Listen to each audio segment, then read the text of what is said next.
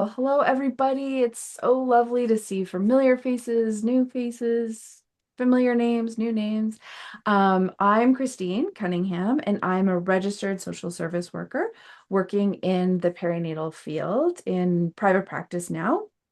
And I am trained level one, trained through the IFS Institute, and have done lots and lots of, adjunct workshops. And I'm also fully trained in perinatal mental health, as well as perinatal grief and loss and reproductive birth and reproductive trauma. And so that's really my focus for the last 6 years now. And once I transitioned to IFS, I was like, wow, this just really clicks for the perinatal period with my clients, for myself, even personally. Once you start seeing parts, you can't stop seeing them. So I'm sure some of you have some experience with that. And Kelley, go for it. It's like, and once you start seeing parts and can't unsee them, your friends and family love you. I know my husband and my son love it. So I'm Kelley. I am a registered nurse psychotherapist located in Ontario, Canada. I came to perinatal mental health through my own journey, postpartum, and then also came to IFS through my own therapy journey as well. I always say that the minute my therapist mentioned the word managers, my little managers got all excited and we're like, yes, that is exactly what we do. And we're like so happy that somebody saw them. I've done my IFS training through the IFSCA, which is an organization through Canada, up here in Canada. I have done their sort of like equivalent to level one and level two training, and then have also done some advanced trainings as well.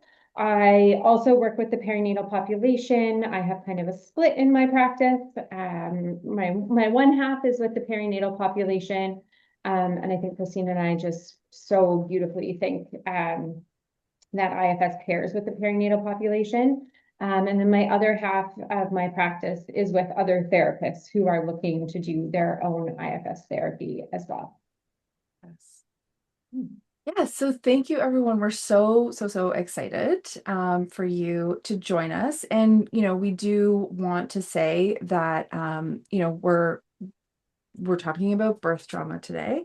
And so we want to just give everyone a moment to kind of just check in with yourselves if you can, if you feel okay to do that. We always talk about asking for permission from our parts. And in IFS, when we're working with clients, that's like the most important is we're always checking for permission that it's okay to get to know a part, sit with a part. We also want to check with ourselves. Is it okay if I have parts that maybe, relate or activated or come in, because of what we're talking about today? Is it okay for them to do that? If it's not, then please honor that. If it's okay, then just acknowledging them if you can, taking a breath if you need to. Please take care of yourselves. If you need to go off camera or if you need to leave, that's okay. We are recording, as you know, we're going to upload the recording today. Whenever you all need to take care of yourselves, and if any of those parts need attention afterwards, as best as you can, please do that. Okay. So we are curious. We're going to do another little like drop a whatever you want in the chat. Um, Thumbs up or whatever symbol you want. We're curious to know how many of you have had an experience like this. You have a perinatal client who comes in to see you. They're struggling with anxiety, overwhelm, trauma, grief, or a major identity transition, which so many are. You feel like you have strong clinical skills and useful interventions, but somehow they still feel stuck. The coping strategies seem to help. The insights help a bit, but it can feel like you're just touching the edges of like what's going on rather than like really digging into those like deeper patterns. Anybody ever feel like the coping strategies maybe are just they're not cutting it. They want it, like you feel like you still need to go deeper and having a hard time getting there. Yeah. Throw in a yes, throw in a thumbs up. Yeah. Yeah. So Christine and I too. And so that is one of the reasons why we became, again, like we said, so interested and we're really drawn to IFS. and why we created Parts in Transition, which is a program designed specifically for using IFS to support perinatal clients. And so in today's time together, we hope to show you what is possible, or at least a glimpse into what is possible when we move beyond coping skills and we understand like the perinatal experiences through the lens of parts, protective strategies, and self energy. And today, like we said, we're going to look particularly at birth trauma. All right. All right, lots of thumbs up. That's great. Yeah, lots Thanks, of everybody. yeses. Yeah, lots of yeses. Relatable, very relatable. Absolutely. And so let's talk about the benefits of using IFS with, when working with someone with birth trauma. And are we going to do an overview of the model Yeah, we first? are. But I thought maybe you just wanted to do the benefits first. Interesting. Oh, all right. I'll do a Um, little overview. This is how Kelly and I roll, friends. Okay. So let's do a quick overview. This is quick. I'm acknowledging that this is quick, but this is basically just one way to visualize the model, to conceptualize it. But the IFS model says we all have multiple parts, and those parts can be feelings, diagnoses, trauma, roles, like roles that we play in our lives, parts of daily living. And protector parts that use healthy or sometimes unhealthy coping strategies um, to protect us. And at our core, we all have the self. I do this. If ever you've seen me, in a training or workshop or anything, if I'm doing this, that means I'm feeling some self energy. So at our core, we all have the self, and that's like our guiding force. It holds our core beliefs, our values. And, in the IFS training, they talk about like the core qualities of the self, the 8 C's and the 2 H's. And so it's like compassion, clarity. Of course, there's other words that we can use to describe self, in the alphabet. But just feeling grounded and feeling really present and curious. For me, especially with clients, it's really like when that curiosity is there, like I know that my self energy is here. Yeah. Kelly, would you now like to discuss the benefits of using IFS? yeah, and so can I just give my little, I'm gonna just give my little dinner example to just like Yeah. for those who are like brand new to IFS, if that's okay. Is that okay with you? Okay, Yes. so I always like to give the example of like not perinatal related whatsoever, but to kind of understand IFS and how it works and how our minds are multiple. So maybe it was like a Friday night and you got invited out for dinner by some friends. And there was like a part of you that's like, oh, I really just want to go home and put on my pajamas. Like, I'm so tired. I need to rest. Probably like a manager part of you that is trying to protect you. Then you might have another part of you that's like, oh, you really should go. You haven't seen those people in a while. And maybe a little critical voice that pops in that says, if you don't go, those people aren't going to like you, right? They're not going to want to be your friends anymore. That little critic is probably another manager who has a differing opinion about whether you should go for dinner. I would also hazard a guess that underneath that protector that says, oh, you better go or nobody's going to like you anymore, that there's maybe a young part in there who has experienced something like that, got left out, and is holding a belief that people don't like me. Does that sort of make sense from like a different part? Or like there could even be another part that's like, oh, I had such a bad day today. I could really use a drink. We should go. That to me sounds like a firefighting part that comes in to help, like wants to soothe some maybe hard feelings from your day. And so the idea is if we were to let any one of those protector parts make the decision, we would make the decision from that protector part's point of view. But the idea would be that we can get them the input from all of them, we can get them to step back, and we from ourselves, from that like compassionate, curious, like confident, courageous place, can actually make the decision of whether we want to go out for dinner or not. So hopefully that makes a little bit of sense for folks who are like brand new to IFS. That's obviously like a little bit more of a simple example of when parts are at play, but hopefully that makes some sense. Yeah. Okay, so In saying all of that, why we love to use IFS with birth trauma is one, it normalizes inner conflict, right? Like just like I just said, that idea of like different parts of us have different ideas about how we should handle things. Perinatal clients are often experiencing conflicting feelings, joy, grief, love, resentment, hope, and fear. IFS helps clients to understand these as parts of themselves, each with a valid reason for being there, rather than a sign that something is wrong, that we have all of these feelings happening at once. This can be incredibly relieving for new or expecting parents who feel like all over the place. The second reason we love it is because it really fosters self-compassion. IFS teaches clients to access that core self, their calm, connected, compassionate self. For parents who may be struggling with guilt, shame, or self-criticism, I know something we hear a lot with clients who experience birth trauma is like, I failed, my body failed. This model helps them reconnect with that kindness towards themselves.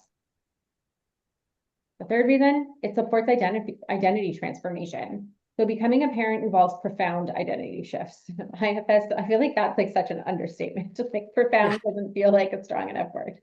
IFS allows clients to explore the parts of themselves that maybe feel lost, uncertain, or even like left behind, while integrating these new parts that are emerging through parenthood. This helps them to hold space for both their old self or their old parts and their new parts. It's effective for trauma and attachment work, so which is like really what we're here to talk about today. But the perinatal period often activates attachment wounds.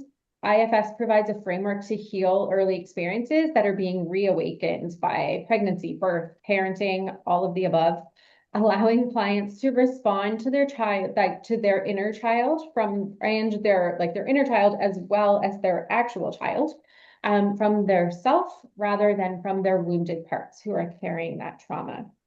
Your client who experienced birth trauma may have both new trauma and burdens created from that trauma, but it also may have activated old exiles or trauma as well. So oftentimes these themes of like not feeling good enough, not feeling listened to, being hurt, feeling scared. And Yes. finally, sorry, Christine, were you gonna add something? No, go. I will when you're done. Okay. And finally, it works really, really well with grief and loss. So infertility struggles, pregnancy loss, or postpartum transition, IFS helps clients to be with their grieving parts gently without forcing them to move on. This creates space for true healing and integration. And also just like it's a beautiful way to talk about grief, especially in the like postpartum or new parenthood transition, where like grief is a universal experience as we make this transition.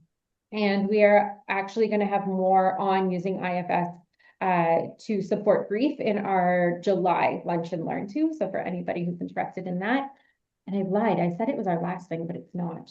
So our actual final benefit of using IFS with birth trauma. There's Um, so many. so many. It supports not only personal burdens or traumas, but also it looks like at legacy and cultural burdens that we all probably hold. And so this may include messages from patriarchy, capitalism, individualism, ableism, racism, homophobia, transphobia. We see many of these burdens held and activated in and around birth trauma, and it can really help to support recognizing like what is ours to hold and what doesn't belong to us anymore. Yeah, absolutely. And, so all of those things, if we think about, even those things that Kelley mentioned individually, but then when we, in like a perinatal journey, whatever that looks like, all these parts can be present. But then add on birth trauma, it kind of like adds that layer and can add more parts that we're going to explore and that can come up in the perinatal period. And so we'll talk about that a bit more. And also, we just want you to know there will be time for questions at the end. So if you have questions, please write them down and we will get to them. And so let's talk about what is birth trauma, first of all, in case anyone is kind of new to the perinatal focus. But it can occur when the experience of birth overwhelms the nervous system's capacity to integrate what happened. It's not defined by what occurred objectively. It's by how the system experienced it subjectively. And that, I was going to mention this later, but also that includes, someone witnessing the birth as well, whether it's a support person, partner, whoever that is. And again, like we say this because we also see a lot of clients come in with their part saying like, well, it wasn't that bad. Like in hindsight, I realize like other people have it way worse. I probably hear that every time someone comes with birth trauma. I'm fine Um, now, or the baby's fine now. I don't know why it's still bothering me. yeah, why is it still bothering me? Why is it still lingering? So that's also, again, like with that parts approach, like it just feels so much more gentler and, being able to explore that.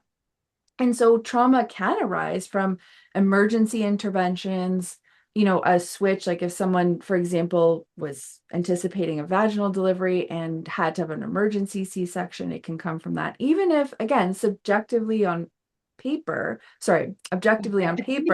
I always get those mixed up. It, went smoothly and, everything was fine and there was no danger to anybody. But that switch to, an emergency C-section can feel very scary because that includes a loss of control or a loss of their voice, even like in, someone's in labor and getting to that point where maybe they can't speak, the pain is too much. Unexpected outcomes, like I mentioned, unmanaged pain absolutely can lead to trauma, fear of death for the birthing person or the baby. And again, that's subjective. If they felt like, oh my God, am I going to die or is my baby going to die? That can create trauma. And feeling unseen by caregivers. That's one I hear often for sure. And so just like I said, kind of witnessing a traumatic birth as well, feeling helpless, as someone who's witnessing, like I can't jump in, like I'm not the doctor or I'm not the midwife or I'm not the nurse, like I can't jump in to fix it, can also cause trauma in that partner or support person. Yeah. Anything to add to that one, Kelley? Oh, I don't think so. Okay. So when we do, we're going to give like a simple sort of overview of some of the very common parts that we see in a client who may present after experiencing a traumatic birth. So if we were to think about it, we often have these like protective parts who are helping to protect this wounded or exiled parts of us, and that's the part that's holding the trauma. So a common one that we see in a client who comes to see us with a traumatic birth, and this honestly is true whether it was the person who gave birth or the like somebody watching, is the helpless one. That's just what we're naming it for now. But a young part or a younger part of us who is frozen in the moment of lost control. It could be perhaps the moment the birth plan collapsed or when asking for help was met with dismissal, pain was dismissed. This part will often carry like either deep shame, fear, or helplessness. And I say or, but oftentimes it's a combination of all three of those. And like we said, this may be an exile that was formed in that very moment of birth that's holding all of this. But one that I see a lot of the times is like this idea of like that fear or that shame or that helplessness or that power differential, right? Feeling powerless in this moment often triggers old exiles from when we were kids as well. So just like in any modality, we know that like trauma can trigger trauma, right? So our main exile we're going to talk about today is this helpless one. Then a protector part who might come in is the minimizer. We would consider this a manager part. It could have been so much worse, right? We hear that all the time. It wasn't that bad. This is a part that comes in to compare, it rationalizes and often shuts down processing. They're really what that part is trying to do is protect that exile or that feeling of helplessness or fear or shame from being revisited. It is well-intentioned. All parts are well-intentioned, but it really blocks that integration of processing what happened. We may have a dissociator, another very common one that pops in. And so we would consider this a firefighter part. When the memory surfaces, and sometimes we see this like a memory or a body memory surface, either like during sex, during a medical visit, maybe a birth announcement, when being asked about the birth. This is the part that pulls the client away. And we'll often see this as like a numbness, a zoning out, maybe sudden fatigue, Again, a really, really protective part and often like a really exhausting part to have as well. And then a hypervigilant parent part. Again, very common to be seen, and we would again consider this to be a manager protective part. So this might be a part that obsessively monitors the baby's safety. It may carry the terror from birth forward into parenting. It's not an anxiety disorder. It's a protective part doing its best with unprocessed fear. It's important to note that post-trauma symptoms can include anxiety, but parts can activate that anxiety to be more present or louder than necessary. And what we would also like often, like we said, call like a hypervigilant part. Yeah, absolutely. And so when we are working with birth trauma through an IFS lens, it's important for us to work with those managers and firefighters before working with that exile. So meaning like the trauma wound. Because again, just like at the beginning, when I, talked about asking for permission from your parts to show up, is we're doing the same. We want to make sure that we work with those managers and firefighters that have maybe been blocking the client from exploring the trauma. We want to make sure we help the client develop a relationship with them, with their selves and the parts, also ourselves too. We know we heal in connection.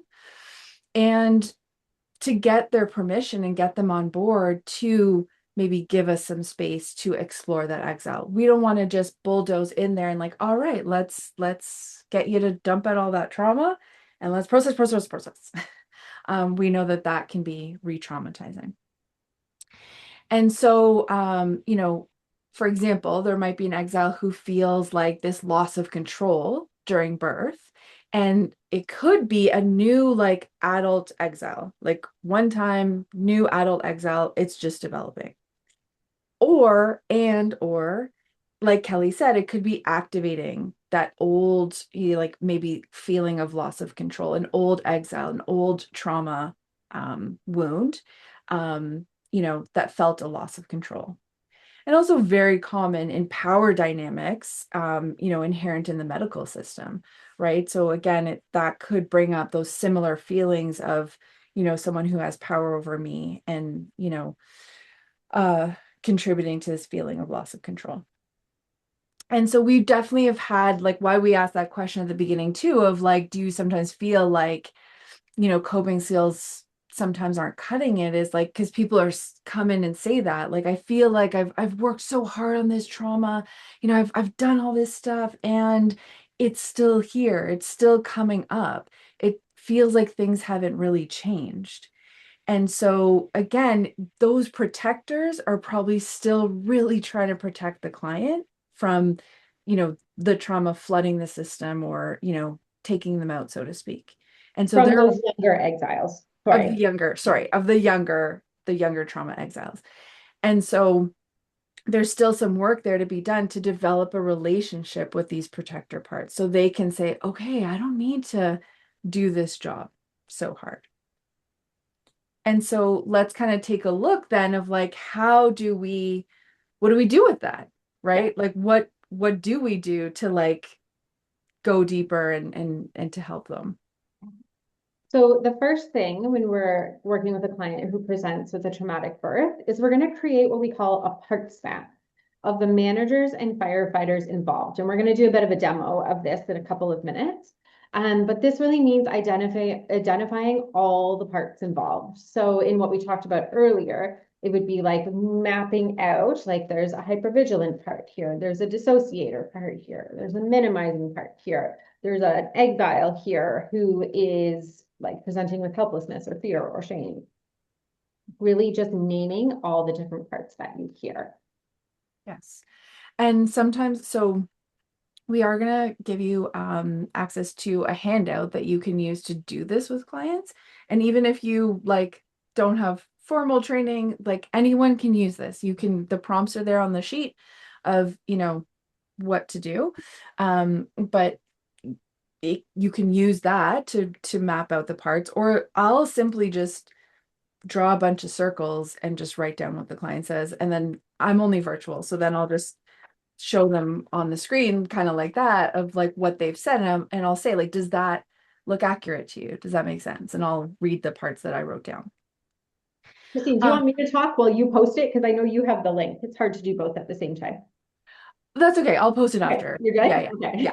yeah. Okay. And then, so once we've mapped those out and said, okay, we have this, minimizer part, this dissociator part, this hypervigilant parent part, then we want to get to know them.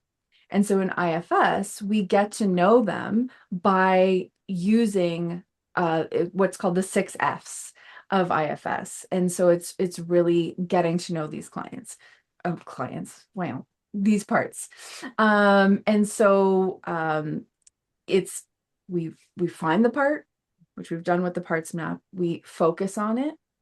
Where is it in the body? What is it, kind of learning about that, fleshing it out, getting to know it more. What does it feel like? Do you visualize anything with it? How do you feel towards it?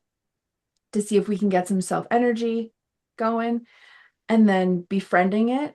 Again, really getting to know it. What is its job? What is it doing? Why is it so present for this client? Why am I dissociating all the time, for example? And then learning its fears and concerns. What does it fear will happen if it's not doing its job as hard as it's doing? So somebody asked, what are the 6 Fs? So those were the 6 Fs for what Christine just talked about, and they're going to be in the handout as well. And we're going to do a little demo in a minute to show you what that looks like in reality. Yeah. And so I just put the link in the chat. You can go there. Of course, it's free. You can absolutely, use it with clients. The handouts you can share, go for it. There's also, I will just say, there's also like a little, just like 2-pager about birth trauma, about what we're talking about today. Um, and we started at 12, Jen, don't worry, but the recording will be available. And so there's a little kind of mini workbook about what we're talking about today as well. So if you also like to read and let things soak in as well, that'll be there. So check that out.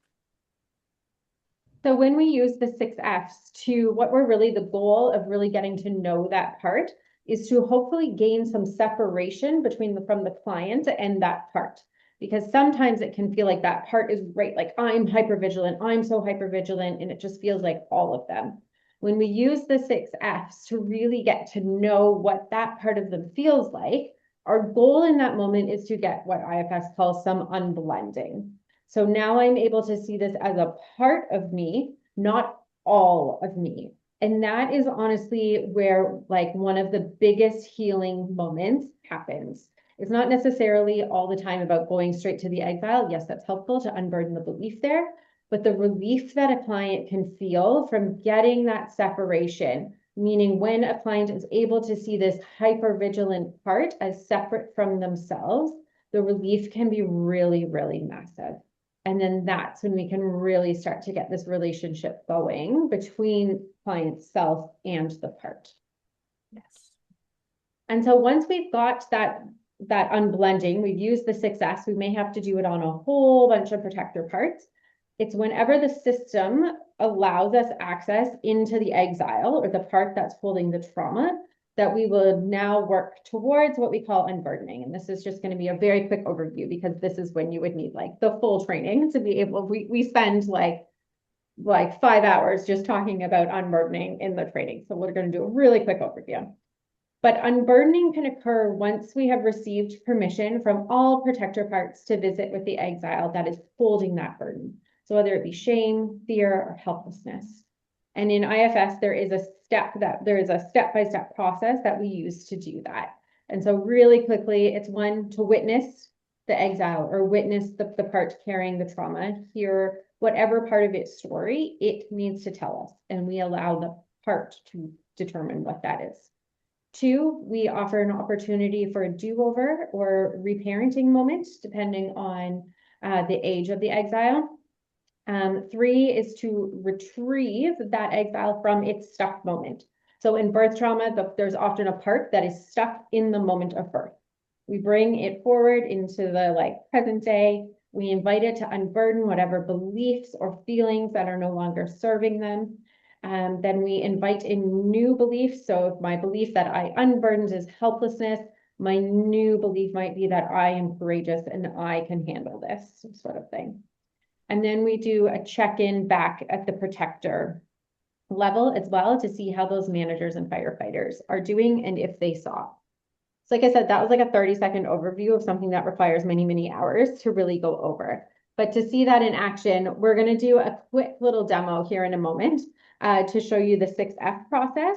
But we are also at the end of that, we will drop a link as well in the chat that will give you access to a full demo of the 6Fs through an unburdening of a birth trauma exile as well. So you can see what that looks like in practice. Yeah. And it's the same parts that we're talking about here today that we talked about, those most common ones, and that we're starting the demo with today. It's going to be those same parts. So you'll see that continuation in that demo. And lastly, like we mentioned, the grief work. And so this is really, really important, in terms of separating the grief wounds from the trauma wounds. And with trauma, there's always grief. And so it's going to be really important. And this can be done in tandem, sometimes it happens at the same time we're getting to know this grief part that we're also getting to know, the trauma wounds and those protectors. And sometimes it's maybe we really are focused on the protectors and the trauma wound, and then the grief work comes after. And so that process of unburdening that exile with a grief wound, it's a bit different. We're not unburdening it because grief doesn't go anywhere. Grief stays with us forever till the day we die. That anytime I look back on that experience or the loss of that, person or the loss of that relationship or that experience going the way it did, I will always have grief around how it went. And so we want to develop a relationship with the grief part so that anytime that the grief part needs to come in, it comes in. And so we will talk about that in the Lunch and Learn. Okay, shall we do a quick demo? Yeah, let's go for it. Okay, so again, we are going to show you about like a 5 to 6 minute demo. In real life, this might take one full session. It may take a couple of full sessions. You let your client lead what that's going to look like. Absolutely. And of course, please remember that, all sessions don't go like this smoothly, but we want to just give you a little experience of it. Okay, so for the purposes of today, Christine's going to be the client. So Yep. I'm going to welcome Christine like I would a normal client. So hi, Christine. Hi, Kelly. What brings you here today? Well, I wanted to kind of talk about my birth experience. I just, it's been 6 months since I had my son, and just feeling like things are still lingering, still Yeah, bothering me. yeah. Can you share a little bit more about that? Sure. I feel like, kind of like always checking on him, Mhm. making sure he's okay. But he's okay. He's fine. I know he's fine. But Yeah. when he's sleeping, I'm checking if he's breathing. When he's, just in his playing independently or, in his playpen or whatever, I'm just like, oh my God, is he okay? Is he okay? I'm always just checking him out. Okay. So as you share that, about what you're noticing, it sounds to me like you have a part of you, from what I heard, there's like a part of you that's really worried about baby most of the time. Yeah. Really checking on it, Yeah. really checking on him, wanting to make sure he's okay. Yeah. And then I But also, I know he's fine. I just want to say he's fine. It's yeah, not a big deal. I don't even know. Part of me is just why am I even here? It's not yeah. that big of a deal. I have friends who had way worse experiences. Ooh, So it's fine. yeah. So it sounds to me like you have another part of you that's maybe worried about catching, like touching in on some of these maybe more painful memories. It sounds like a part that says like, oh, everything, like, why am I here? Everything's fine. Other people have had it worse. Sounds like a part that maybe kind of minimizes your experience. Yeah, definitely. Because I felt like kind of sick to my stomach, and then now that feeling's gone. Yeah. Okay. Would it be okay with you if we maybe explored these two feelings? There's Mhm. one part that's really worried and wants to keep checking on the baby, but also maybe as you name it, this like part that really wants to minimize the impact of your experience. Yeah, sure. We can see how it goes. Okay, that's all right. And if any parts, if maybe that minimizer or there any other part of you pops up that doesn't like it, it's welcome to let both of us know. Okay. Okay. So as we've been talking and you name this like this part that's always checking on the baby, maybe sounds like it has like a little bit of hypervigilance around baby safety.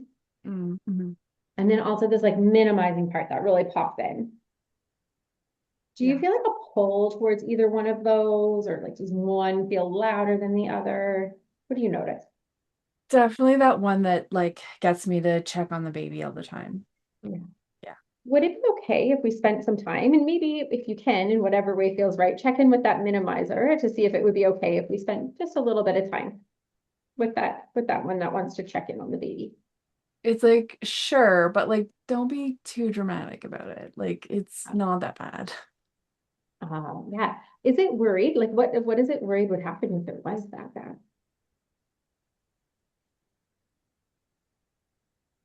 It's like I don't want you to feel like I don't want you to remember all this stuff and like the fear and all that, but it's kind of like, look, like go for it, but maybe it'll not go too far away.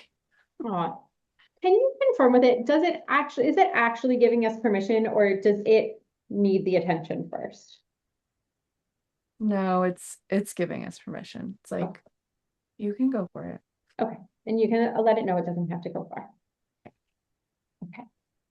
So does it feel like that one was able to step back even just a little bit?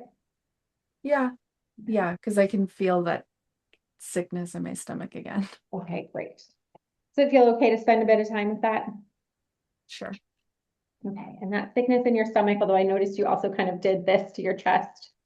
Uh, Yeah, does that feel like that part that wants to check on the baby all the time? Do they feel connected? yeah, yeah, because I feel that tightness in my chest and like sickness in my stomach of like fear, like go check on him. Yeah, yeah. Okay. Yeah. So as much as feels okay, I'm going to invite you to just turn as much attention towards that feeling as you can. Ugh, it's like really in my throat now, like I want to throw up. Okay. Is it so okay to be with that? Yeah. Yeah, okay. So it feels like it got stronger the more you paid attention to it. Yes. Yeah. Do you feel like you have much distance between you and this like feeling, or does it feel like that like hypervigilance or that part is like right on top of you?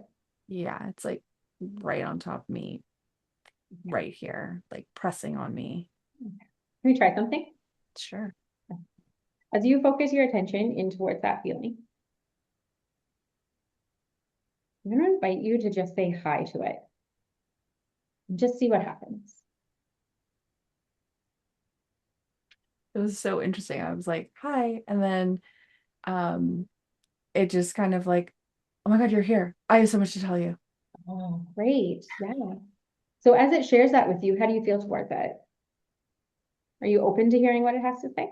Yeah, I'm just curious. Like, okay, like what do you want me to know? Yeah. And Okay, I'm just I'm gonna pause it there. yeah, Okay. go for it. Yeah. Okay. So that is the like very beginning of how you would start to work with a client with birth trauma from a parts work perspective. Like we said, we'll drop the Yes, I'll do link that. in the chat, and there is like a full, I don't know how long is it, Christine, like 45-ish? I think it's last like yeah, 40 minutes, maybe 40-minute of from like beginning to end of like getting to know the protector part through to finding the exile and unburdening the exile. yes. So please feel free to watch it when we encourage you to watch it to see what that like whole process would look like. Right. So as we are starting to round the corner here to our hour mark, There's some key takeaways we hope that you take with you today. So the Oh, key, wait, yeah. sorry. This is Oh, the parts map. I forgot. you made it. It's so beautiful. I Show them. did make it. Yeah. But there you go. That's just obviously I wouldn't draw that myself like on a piece of paper, but it's just another way to conceptualize like kind of parts maps. Yeah. And there's no right or wrong way to do a parts map either. No, It's not at like all. what works for you and what works for your client. Yeah. Okay, so now our key takeaways. One is that parts maps can be done in any way that feels right for you. Yes. But what we hope you take with you today is to understand, even if this was just like a very quick new overview of IFS for you, is that all parts are welcome in a therapy session when you are coming from a parts work perspective. And to understand that all parts have a positive intention. So even if I went back to that like dinner example of that critic who said, you better go or nobody's going to like you, that critic, even though they can be mean, still has a positive intention for the client. They're still trying to protect the client. At our core, our system is the self or self energy, however you conceptualize it or want to name it. And it is not something that is or is not present. We all have self energy. It all exists from moment to moment along a continuum as well. We all have it. It's always there. Sometimes it's just a bit more challenging for folks to find. We don't heal by forcing parts to change. We heal by using self energy to come into relationship with our parts in order to unburden the beliefs or trauma wounds that they carry and help our protector parts to come into more supportive roles. So that's what we did there, right? We were starting to build that relationship between Christine's self and that hypervigilant part, getting to understand what its positive intention is. In therapy, we heal in connection, both like the client is able to heal with their own self energy and the part, but also the therapist's self energy as well plays a big role in creating that safety for a client to do the work. We can use IFS to unburden the trauma wounds as well as engage in the grief work that comes along with that. And that this process that we talked about today really can be used with both a birthing person who experienced traumatic birth, but also the support person or partners who were witness to that as well. Anything to add to that key takeaway, Christine? I think I just want to add, just a little bit in terms of like that self energy and like that developing that relationship is, sometimes in terms of our like criticism of the model of that like that can feel like it's very individualistic. But Kelly and I both value connection and working with connection, as I'm sure hopefully most therapists or all therapists do. Most, I don't want to say all, but it's that important piece of like this building that relationship can be done with us as well in the room with our self energy and developing relationship with clients and their parts. It doesn't have to be like, okay, you just go off and in a room and just do it by yourself and heal yourself.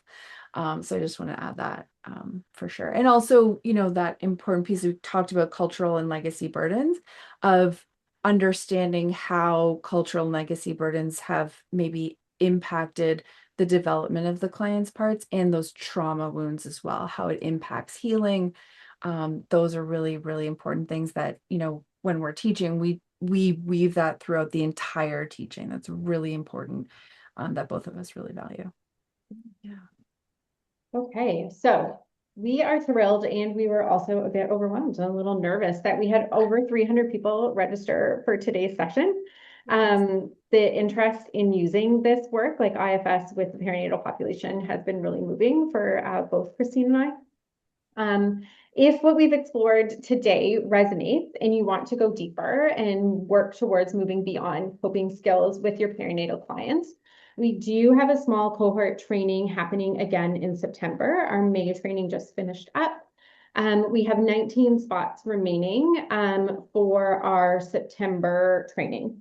You can find a link to the course material in the chat. Yes, Christine has just popped it up.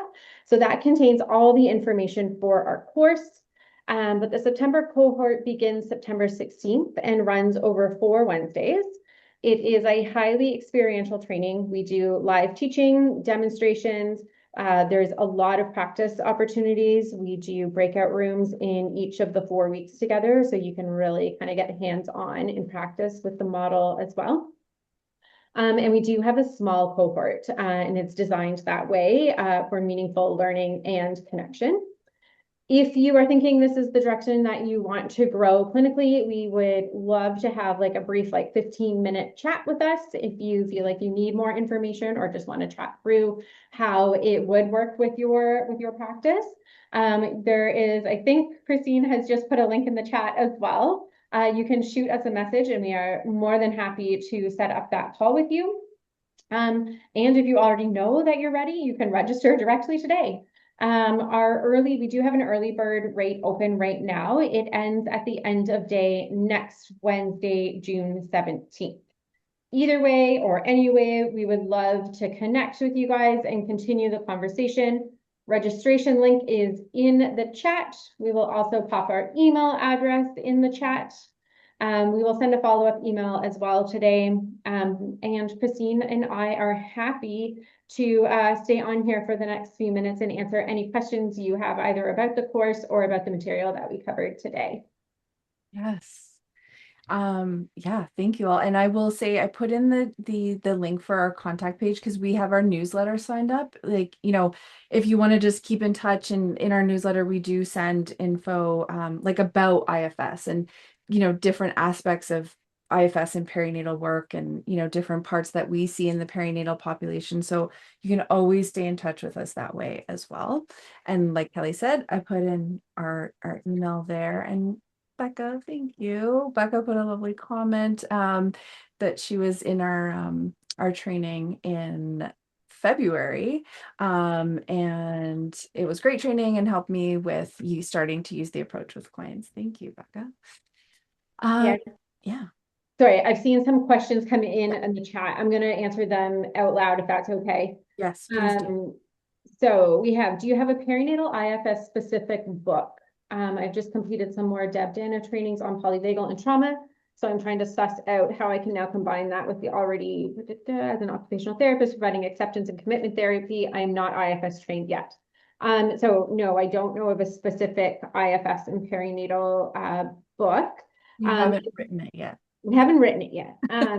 As for not being IFS trained yet, for our training, we do it's a full training of the full model. So you do not need to come in with any IFS experience at all. And we do talk a lot about, we don't believe that IFS should be that it needs to be your one and only modality. There's lots of we firmly believe in you taking the model and making it make sense for you. And so there's lots of folks that we work with who combine it with all sorts of other modalities as well.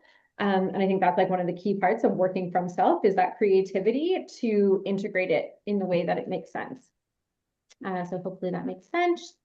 For right now, I see a question here about different days. Wednesdays are the only days that we offer it as of right now. Like we said, our September training will be on Wednesdays. Do any of your LCSWs have getting this approved as a CEU in the US?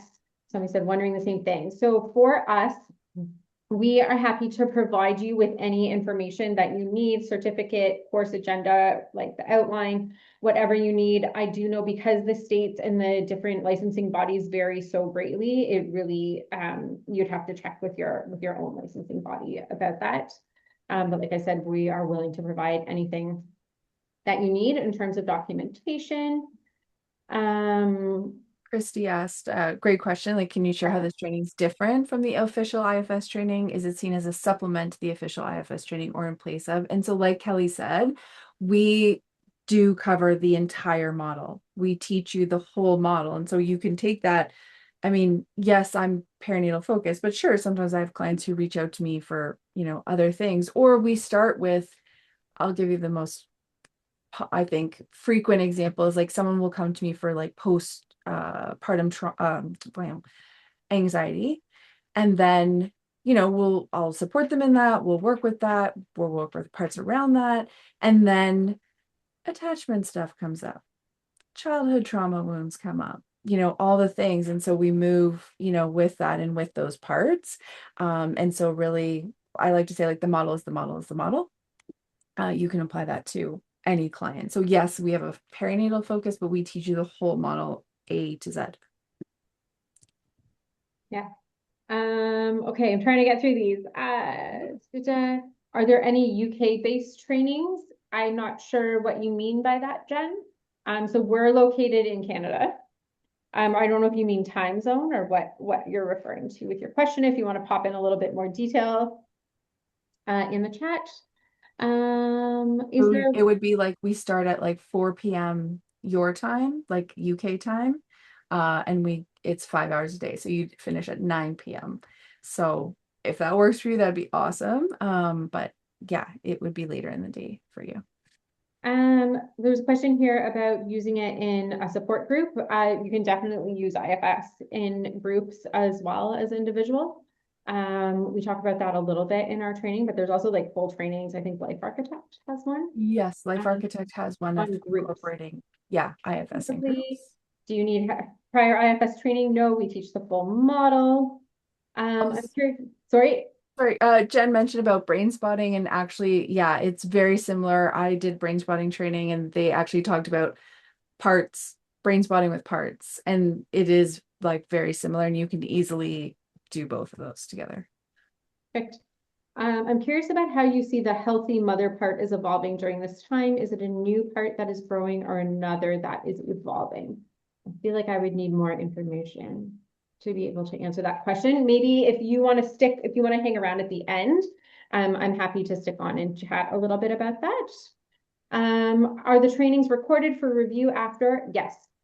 So we record all of the trainings except for the breakout rooms. We don't record any of the breakout rooms. Demos are really up to whoever is the client and whether they wish to have it recorded or not. Yeah. And I Um, will say in that a caveat is that from the trainings, we don't post anything externally, like of, anything that like people who are in the training talk about. We might use like our portions, if like a demo or something, I might upload that, but then we upload it in a password protected, a secure part of the website. So yes, everyone gets to review the videos afterwards. Sometimes that can help too. Yes, if you miss a portion, or to help it sink in. And then the experimental portion though is practicing in your breakout room. So like if you're able to, if you have to miss like the teaching part and then come in and have the practice sessions, that has happened for sure. well, can we use this for professional development hours in our respective provinces? And do we get a certificate for completing the course? Yes, you will get a certificate for completing the course. And then provincially, you would again have to check with your own body of what you require. And we are happy to provide any of that documentation. Thank you. Would it be similar to level one? Yes, similar content to level one. Time zone question. Okay. Any other questions? Yeah. I Recognizing, love those questions. yes, they're great questions. Yeah, thank you all. We'll stay around for a couple minutes. But thank you all so much for being here. It was really, really lovely to see familiar faces and new faces. But thank you all so much for joining us. And if there's any questions and you have to go now but want to ask us later, shoot us an email. Yeah. Um, yeah, Lindsay, go ahead. Oh, sorry, I didn't realize my mic was on. I think I had the wrong time zone. Oh, that's Oh, okay. Yeah, we're Eastern. Oh, next Lunch and Learn. Good question. Is going to be in July. It's going to be on grief. The sign up is already open, so you can check that out. July 8th, Wednesday, Great, July thank you 8th. so much. Yeah, no problem. And we were going to send the email once the video is uploaded from today. We will absolutely let you all know. the recording and the full recording. So for those who had the time zone issue, there will be the recording in there. Chrissy asked if someone wanted to complete all three levels of IFS with IFS Institute, do you have a partnership with them that allows folks to take training in place of level one? No, we are not affiliated at all with the Institute.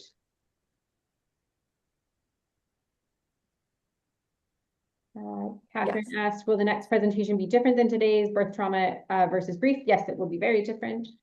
We Yes. will look specifically at grief. Um, will the handouts be shared? I think somebody already popped the link in. Thank you for that. Thank you, Lauren. That was helpful. Yes, if you missed the link, there it is for the handouts. Check it out. And I'll actually put in the demo as well, in case anyone missed it and they're still here. Demo. Yeah, any questions from those who are still here? If you want to say it out loud, you can. Go for it. Thank you. Thank you all.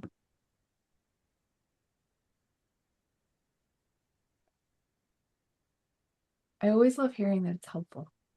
That always makes me feel good. Are the The handouts handouts, sent by email? No, they will be, they're just here in the chat for those who attended like live, like yourselves. Um, if you miss it though, shoot us a separate email. yeah, shoot us. And we can send it to you. Yeah. And I just scroll up a little bit, you'll see the handouts, the link for the handouts in the chat there. I need to There you Did you go. do it? Yep. Yeah.